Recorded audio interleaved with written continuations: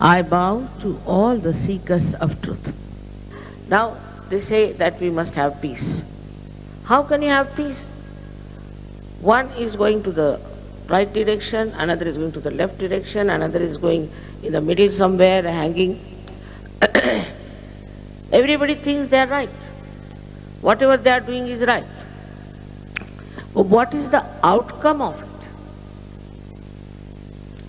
Nobody is peaceful within. They are fighting for things which has no meaning at all in life. There are many people who are fighting in the name of God. I mean, this is the worst that one can do, stupid thing. How can you kill each other in the name of God? How can? But is happening, is accepted, and not only but is regarded as religion. Like this whole world is full of violent people, I should say minimum disturbed people. Families are disturbed and children are disturbed and everybody, as if the whole Mother Earth is shaking and everybody is disturbed. By saying that we should have peace, you cannot have. By talking about it, you cannot have. Because I have seen some people who got peace awards. There is no peace within.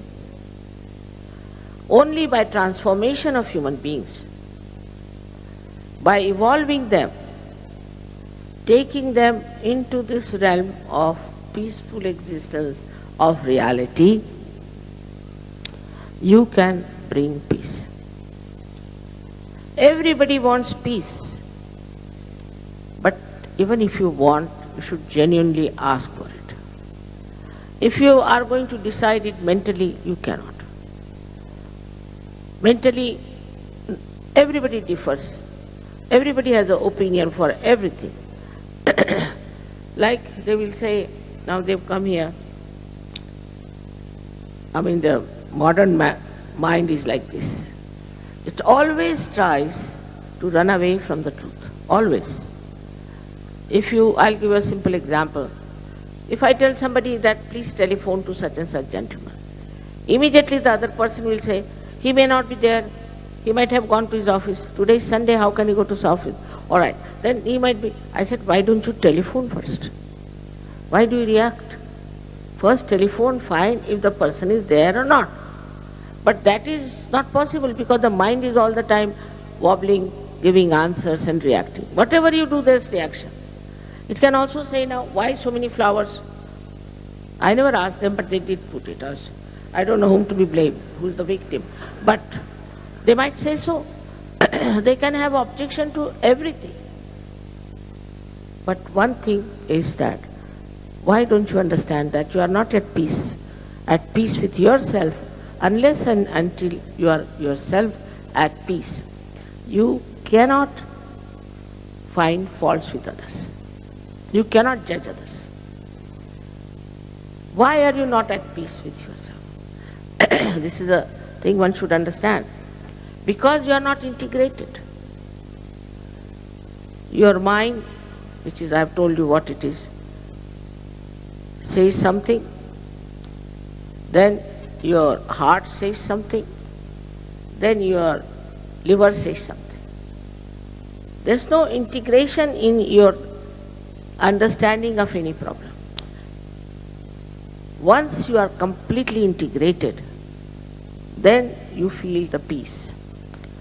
But the best thing that happens, I have seen with Kundalini awakening, is this: that we are all the time thinking so much. And some people really have told me that to cut our throat, but stop this thinking. Especially in modern times, we think much more for everything. We think without thinking, we will be lost. And in this ocean of thinking, we are so frightened with the waves. As if you are in the ocean and there are waves around you, you are very much frightened of them.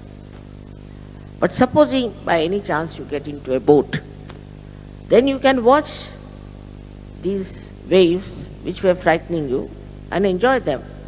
But supposing you become an expert swimmer, you can jump down and save many. In the same way it happens. When Kundalini rises, these waves that we have of our thoughts, which rises and falls, and we are all the time jumping on the cusp of the thoughts, either in the past or in the future. We cannot be in the present. So when she rises, she elongates those thoughts. And there's a space in between, that is the present. And in the present we don't think, but we are aware, much more aware than we were ever. We are in the center. We are in the center, and there it is, our peace. So we have to rise up to that point. Now, as he has told you about all these centers, when the Kundalini passes through them, she nourishes all of them. These centers are responsible for our physical, mental, emotional, also our spiritual being. So she nourishes them, integrates them, and ultimately pierces through our fontanelle bone area and connects us to this all-pervading power of divine love. All the scriptures have described about this. They call it by different names, as I have told you. They call it Ruh. They call it cool breeze of the Holy Ghost.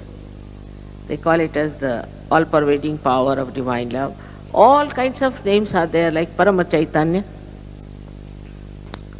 as Nirakar. They call it Alakh Niranjan.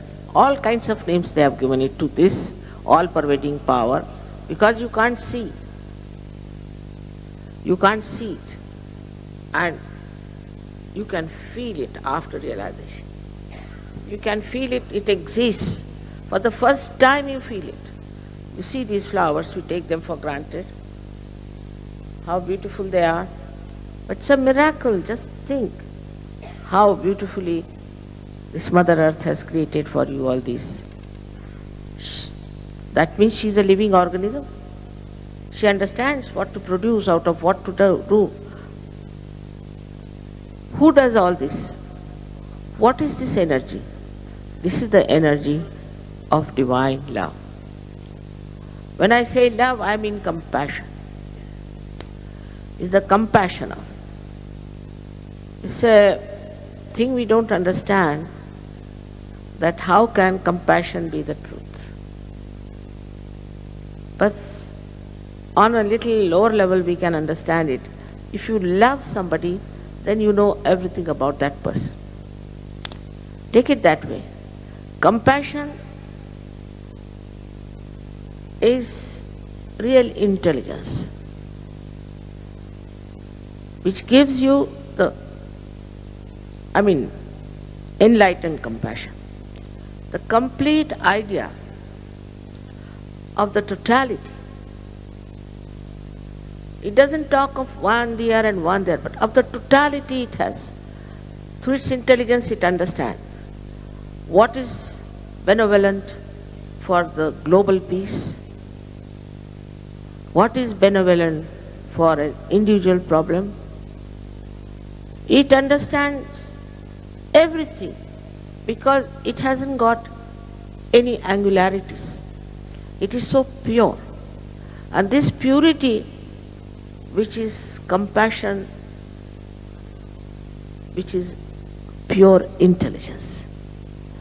And once you enter into that realm, you don't have to read anything. You become just very knowledgeable, yourself very knowledgeable. So many powers you have within yourself, of which you are not at all aware. They all start manifesting. I have known people, ordinary artists, coming to Sahaja Yoga have become now world famous artists. Ordinary people who could not even come up on the stage have become great orators. All these qualities which make you so special just start prospering and also manifesting itself.